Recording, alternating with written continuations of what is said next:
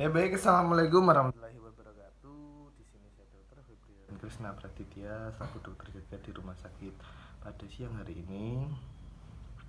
Baik, kalau boleh tahu, Bapak datang kemari ada keluhan apa? Oh baik. Di sini saya akan melakukan pemeriksaan fisik eh, terhadap keluhan Bapak. Mungkin ini kaitannya dengan kardiorespirasi seperti itu. Sebelumnya saya akan menanyakan beberapa identitas terkait dengan identitas Bapak. Kalau boleh tahu namanya siapa Pak? Saya Bapak Andi, umurnya baik 32 tahun. Pekerjaannya Pak? Oh, di buruh pabrik, baik. Lalu alamatnya Pak? Di Pongangan, baik. Sebelumnya saya akan melakukan pemeriksaan fisik. Apakah Bapak bersedia untuk melakukan pemeriksaan fisik? Baik, kalau Bapak bersedia, Bapak bisa membuka baju bagian atas, pakaian bagian atas, dan berbaring di bed. Saya akan mempersiapkan alat terlebih dahulu ya Bapak, dan mencuci tangan dan menggunakan sarung tangan apabila diperlukan. Ya baik, di sini saya memposisikan berada di sebelah kanan pasien, tapi karena tidak memungkinkan, jadi dengan menggunakan alat seadanya. Ini pasiennya ya, ceritanya seperti itu. Lalu yang pertama, saya akan menginspeksi terlebih dahulu pada bagian toraks anterior dan toraks posterior. Nah, lalu bandingkan antara dada kanan dan dada kiri dengan seksama. Apakah ada perbandingan atau tidak kesimetrisan? Di sini normal. Lalu saya akan menginspeksi daerah muka juga, dan bagian leher serta bagian toraks. Di sini melihat apakah adanya kelainan yang disebabkan dari penyakit jantung itu sendiri. Lalu apakah raut muka dari pasien, apakah tampak capek atau kelelahan seperti itu, atau bahkan berkeringat dingin. Lalu diamati bagian leher tadi juga, apakah ada tanda pembengkakan atau perbesaran di vena jugulari seperti itu. Lalu di sini saya melihat tidak adanya defisiasi pada trakea, alias normal. Nah, apabila ada, dilihat deviasinya ke kiri atau ke kanan seperti itu. Lalu juga perhatikan posisi klavikula, sternum, dan sela iga, simetris atau tidak, dilihat satu persatu ya. Ini masih diinspeksi ya, simetris atau tidak seperti itu. Lalu selanjutnya perhatikan juga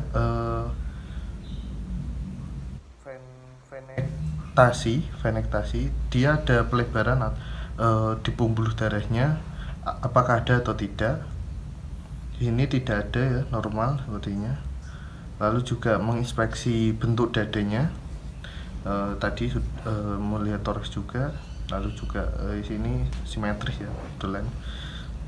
Lalu juga inspeksi apeks jantung, apakah ada atau tidak di bagian apeks jantung. Ini tidak ada ya. Lalu juga memperhatikan gerakan nafas, statis dan dinamis, bandingkan dada depan, belakang, kanan, kiri. Ini dada depan ya, dibandingkan pada saat bernafas, diperhatikan kanan, kiri, belakang seperti itu. Apakah ada ketidakstatisan dan atau ketidakdinamisan seperti itu. Lalu perhitungan pernafasan, di mana ini pasiennya tuh dewasa. Untuk orang dewasa biasanya dalam 1 menit itu sekitar 17 sampai 20 per menit. Dilihat penghitungan nafas. Ya, di sini normal. Terus juga tidak ada nafas yang abnormal seperti ada stroke, ada biot dan lain-lain, itu tidak ada. Lalu tidak ada kelainan bentuk dada seperti pigeunctis, lalu ada fluenal cyst, Vietcis dan lain-lain seperti itu, tidak ada di sini. Lalu pada bagian posterior toraks di belakang tadi, apakah ada kelainan posisi tulang belakang seperti skoliosis, kyphosis, lordosis? Apakah ada kelainan seperti itu atau dilihat ada atau tidak? Lalu selanjutnya saya akan melakukan palpasi. Baik, di sini saya akan melakukan palpasi dengan yang pertama saya akan menghangatkan terlebih dahulu sebelum saya melakukan palpasi supaya pasien nyaman seperti itu. Lalu dengan menggunakan 2 jari atau 3 jari tangan saya meraba denyutan arteri karotis untuk melihat ejeksi ventrikel kiri. Nah, di sini dinilai denyutnya, lalu konturnya seperti bagaimana, lalu juga dilihat juga yang lain.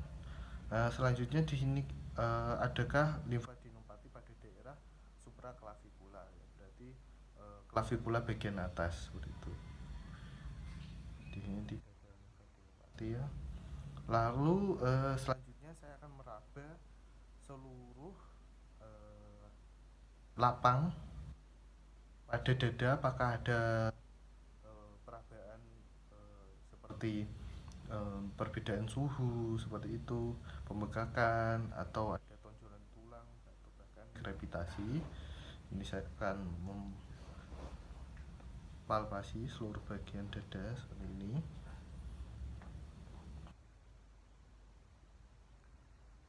Lalu juga raba daerah apeks jantung, lalu tentukan lokasinya dan denyutannya kuat atau lemah. Ini apeks jantungnya berada di hampir ke diafragma ya. Lalu juga denyutannya cukup kuat ya, tidak lemah, tidak terlalu lemah dan tidak terlalu kuat, yang cukup lemah. Lalu selanjutnya saya akan mengganti posisi pasien untuk duduk untuk melakukan pemeriksaan pengembangan rongga dada dan stem vermitus. Lakukan gerakan ini pada toraks anterior dan posterior.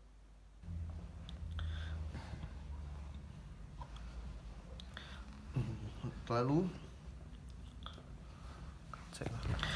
selanjutnya di sini saya akan melakukan pemeriksaan pengembangan rongga toraks dengan cara pasien disuruh duduk seperti ini, lalu kedua tangan saya berada di bagian dada seperti ini, di bagian dipalpasi juga. Lalu pasien disuruh menghirup napas dalam, lalu saat mengeluarkan bisa menyebutkan angka 77. Bapak bisa menyebutkan 77. Nah, baik, di sini kita rasakan pada palpasi ini bagaimana getarannya, apakah getarannya menyeluruh atau ada hambatan, kita nilai juga. Lalu bagaimana frekuensi getarannya, seperti apakah ada bagian-bagian yang terlalu kuat atau tidak, maksudnya sama rata seperti itu. Kita lihat, kita rasakan juga. Nah, selanjutnya di sini saya akan melakukan pemeriksaan perkusi. Nah, baik, selanjutnya di sini saya akan melakukan perkusi. Jadi yang pertama teknik perkusi, saya memperkusi bagian dada, tepatnya bagian dada, lapang dada semua full. Nah, di sini saya akan mencoba melakukan perkusi dan membedakan suara-suaranya. Nah, yang pertama di sini untuk suara sonor atau suara normal itu pada lapang paru bisa dikatakan normal. Jadi suara sonor itu merupakan suara normal. Lalu apabila ada pada infiltrat paru terdapat sedikit udara, maka di situ bisa dikatakan redup suaranya. Nah, apabila perkusi pada efusi pleura masif atau terdapat massa tumor yang besar, maka suaranya akan peka.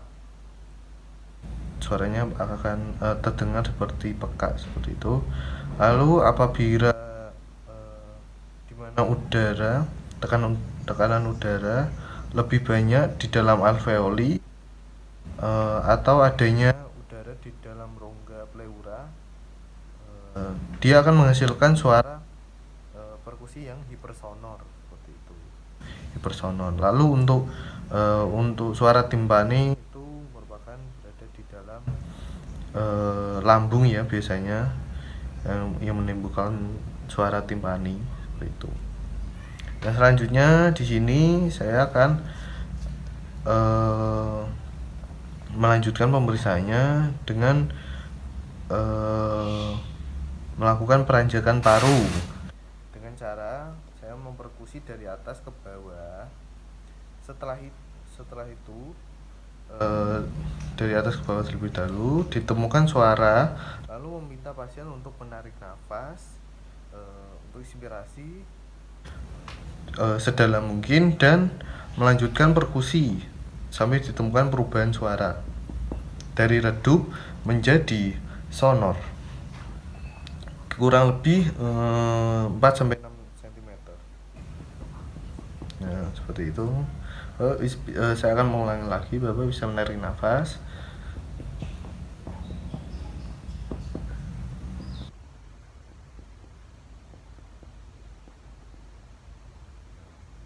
Setelah itu di sini saya akan menentukan batas-batas jantung dengan baik dan benar. Untuk batas jantung, selanjutnya di sini saya akan melakukan menentukan batas-batas jantung. Yang pertama, untuk batas kirinya umumnya terdapat pada interkosta 4 sampai 6 di linea midclavicularis sinistra. Lalu untuk batas jantung kanan pada umumnya pada linea parasternalis dextra atau di bagian kanan, dan bagian atas jantung umumnya terdapat pada interkosta 2 dextra di linea parasternalis juga. Lalu untuk menentukan batas-batas jantung kiri dan kanan pasien, pertama dilakukan dari dinding dada, perkusi dari dinding dada midclavicula sebelah kanan pasien sampai secara superior sampai menuju inferior. Nah, sampai terdapat perubahan dari sonor menjadi peka yang menunjukkan batas antara paru dan menunjukkan batas paru dan hati. Lalu naikkan 2 jari dari batas tersebut dan perkusi dari arah tadi lateral ke medial sekarang. Lalu untuk menentukan batas kanan jantung melalui perubahan suara perkusi yang tadi sonor menjadi peka seperti itu. Nah, batas jantung kiri ditentukan melalui ictus cordis seperti itu kurang lebih. Ya, selanjutnya di sini saya akan melakukan menentukan batas dari hepar seperti itu. Nah, di sini saya menentukan batas hepar. Setelah saya melakukan perkusi tadi, nah pada hepar bagian mid clavicula dextra itu ukurannya 6 sampai 12 cm total panjangnya. Lalu sedangkan pada linea sternalis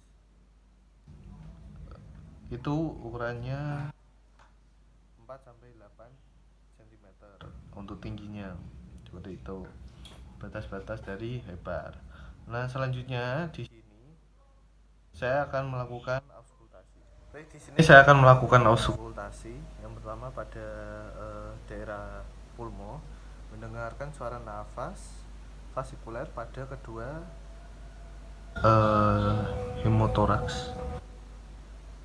hemitoraks kiri dan kanan, mulai dari atas sampai ke bawah.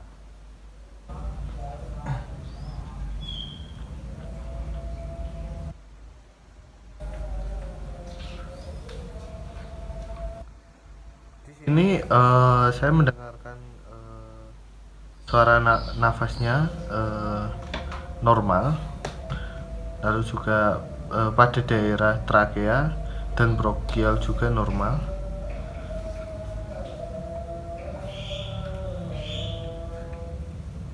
Lalu juga mendengarkan suara nafas bronchovasikuler pada daerah di atas korpus sterni, Di sini juga normal suaranya. Nah, rasakan juga tidak ada suara-suara tambahan seperti wheezing atau ronki seperti itu. Lalu untuk pada daerah jantung, mendengarkan bunyi jantung di daerah kutub, tricuspidalis, di mitral, lalu di pulmonal dan di aorta. Lalu untuk irama jantungnya di sini reguler. Lalu saya akan merapi juga pada arteri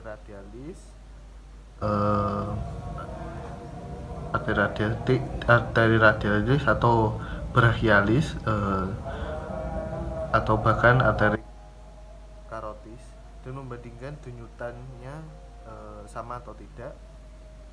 Di sini denyutannya sama juga. Lalu juga apakah ada bising jantung? Di sini juga tidak ada untuk bising jantungnya. Baik, di sini saya telah melakukan pemeriksaan fisik. Bapak bisa menggunakan pakaian dan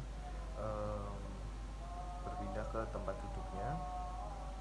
Baik, di sini saya menemukan untuk pemeriksaan fisik pada kardiovaskuler, kardiorespirasi maksudnya, maaf.